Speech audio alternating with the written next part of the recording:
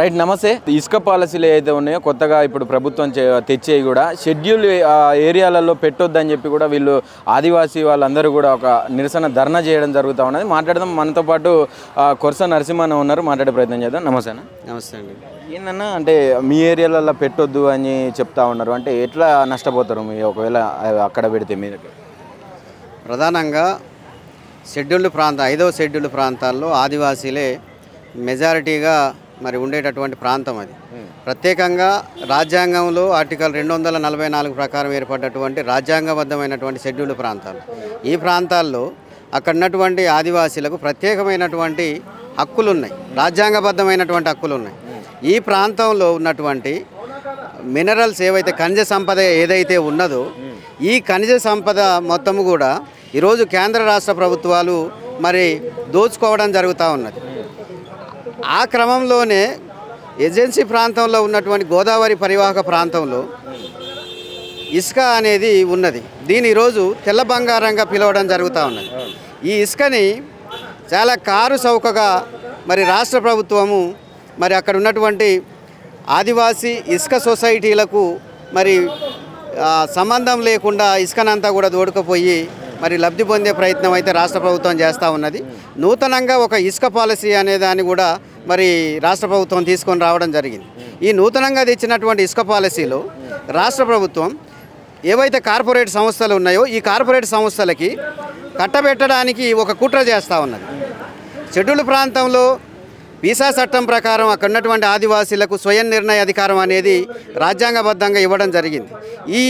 ఈ వీసా చట్టం ప్రకారం ఈ ఇసుక ఏదైతే క్వారీ నిర్వహణ ఉన్నదో ఈ సొసైటీలు మాత్రమే నిర్వహించాల్సినటువంటి అవసరం ఉన్నది, దానికి చట్టబద్ధత కూడా ఉన్నది. కానీ ఈరోజు అక్కడ ఉన్నటువంటి ఆదివాసీ సొసైటీలకు సంబంధం లేకుండా కార్పొరేట్ సంస్థలకి మరి మైనింగ్ అధికారం ఇవ్వడానికి మరి ప్రభుత్వం మరి యోచన చేస్తూ ఉన్నది. దీనివల్ల అక్కడ ఉన్నటువంటి సొసైటీలు తీవ్రంగా నష్టపోతాయి. ఈరోజు ఆ ప్రాంతంలో మైనింగ్ చేయడం వల్ల భూగర్భ జలాలన్నీ కూడా అడుగంటిపోతూ ఉన్నాయి.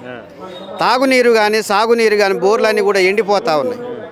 అదేవిధంగా మైనింగ్ ఎక్కడైతే జరుగుతుందో అది ఏ రకమైనటువంటి మైనింగ్ అయినా కూడా అక్కడ కొంత 30% మైనింగ్ తీయడం వల్ల ఒక 30% సీనరేజ్ కింద తీస్తూ ఉంటారు. ఈ సీనరేజ్ నిధులను కూడా రద్దు చేసి డిఎంఎఫ్టీ కింద డిస్ట్రిక్ట్ మినరల్ ట్రస్ట్ ఫండ్ కిందకి మార్చడం జరిగింది. ఈ డబ్బులన్నీ కూడా ఈ 30% సీనరేజ్ ఏదైతే ఉన్నదో ఈ సీనరేజ్ని కలెక్టర్ చేతిలో పెట్టడంతో కలెక్టర్ గారు ఈ జిల్లాలో ఉన్నటువంటి అన్ని మండలాలకు అభివృద్ధి పనుల నిమిత్తం కేటాయించడం జరిగింది. కానీ వాస్తవంగా సీనరేజ్ నిధులు అనేది దేనికి కేటాయించాలి? ఏదైతే ఆదివాసీ ప్రాంతంలో మైనింగ్ జరుగుతూ ఉందో అక్కడ ఉన్నటువంటి భూగర్భ జలాలన్నీ కూడా అడుగంటిపోతూ ఉన్నాయి. రేపు భూకంపాలు వచ్చే అవకాశం కూడా ఉన్నది. కాబట్టి ఏం చేయాలి? సీనరేజ్ నిధులతోటి నీటి కుంటలు కట్టాలి, అదేవిధంగా చిన్న చిన్న నీటి ప్రవాహాలకు అడ్డుకట్ట వేయాలి, భూగర్భ జలాలని స్థిరీకరించాలి, భూగర్భ జలాలని పెంచాలి. ఆ విధమైనటువంటి ప్రయత్నం చేయకుండా ప్రభుత్వం నిరుపయోగంగా సీనరేజ్ ద్వారా వచ్చినటువంటి నిధులన్నింటినీ కూడా జిల్లా మొత్తం కూడా ఖర్చు చేయడం జరుగుతుంది. దానివల్ల ఏమవుతుందంటే ప్రభావిత మైనింగ్ ప్రాంతాల్లో అభివృద్ధి అనేది లేదు. రోడ్లు మొత్తం వాటర్ కానీ మంచినీటి సౌకర్యం కానీ లేనటువంటి పరిస్థితి ఏర్పడ్డది.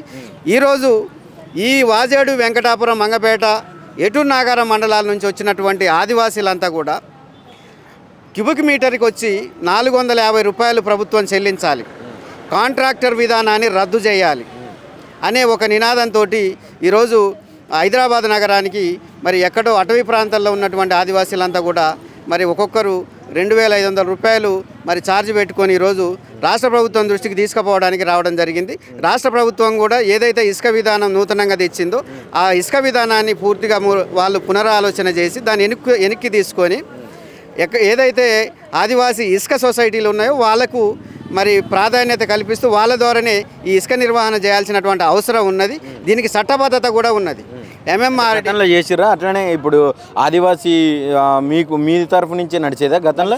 అక్కడ ఏదైతే ఇసుక సొసైటీలు ఉండేనో ఇదే మైనింగ్ యాక్ట్లో MMR minerals and mining and minerals development regularisation చట్టం ఏదైతే ఉందో దాంట్లో సెక్షన్ 11 క్లాజ్ 5 ఏం చెప్తా ఉన్నదంటే షెడ్యూల్ ఏరియాలో ఆదివాసీ సంఘాలకు మాత్రమే, సహకార సంఘాలకు మాత్రమే మైనింగ్ అధికారం ఇవ్వాలి.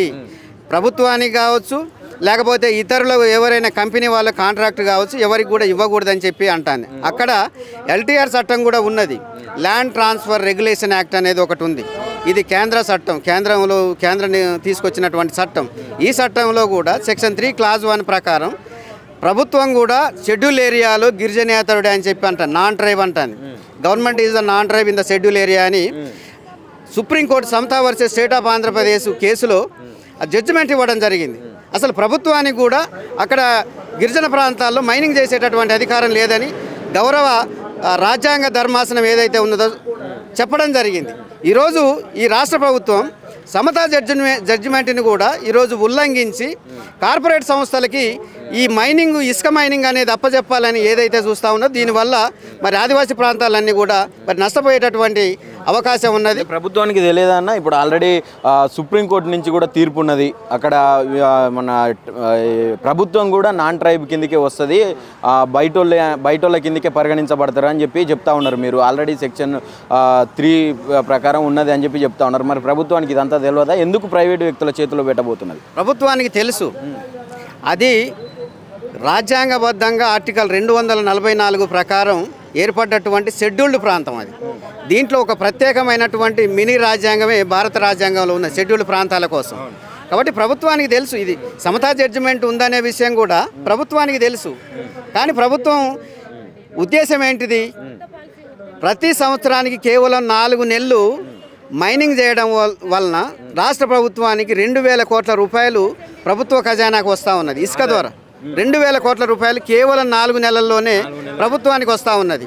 కాబట్టి పెద్ద మొత్తంలో ఆ సంపద అంతా కూడా 2000ని 4000 కోట్లు ఏ విధంగా చేయాలనే ఒక ఆలోచనతోటి ఈరోజు కార్పొరేట్ సంస్థలకు అప్పచెప్పాలనే కుట్ర చేస్తూ ఉన్నది రాష్ట్ర ప్రభుత్వం. మరి మీ కార్యాచరణ ఎలా ఉండబోతున్నది? అంటే ఇప్పటికీ ఎన్నిసార్లు ప్రభుత్వం దృష్టికి ఈ సమస్యను మీరు తీసుకుపోయారు? ఇప్పుడు ఒకవేళ ఈ ధర్నా తర్వాత కూడా ప్రభుత్వ వైఖరి మార్చుకోకుండా ఇంకా ప్రైవేటు సంస్థల చేతుల్లో పెడితే మీ ముందస్తు కార్యాచరణ ఎలా ఉండబోతుంది? ఈ నూతన పాలసీ విధానాన్ని ఎప్పుడైతే రాష్ట్ర ప్రభుత్వం తీసుకొచ్చిందో తెర మీదకి, అప్పటి నుంచి కూడా గత 5 నెలల నుంచి కూడా ఇసుక సొసైటీలు ఏవైతే ఉన్నాయో ఆదివాసీ సొసైటీలు అన్నీ కూడా మరి రాస్తా రోకోలు, ధర్నాలు చేయడం, అధికారులకు రిప్రజెంటేషన్లు ఇవ్వడం అనేది జరుగుతూ ఉన్నది. కానీ ప్రభుత్వం తమ వైఖరిని మార్చుకునేటటువంటి పరిస్థితి లేదు.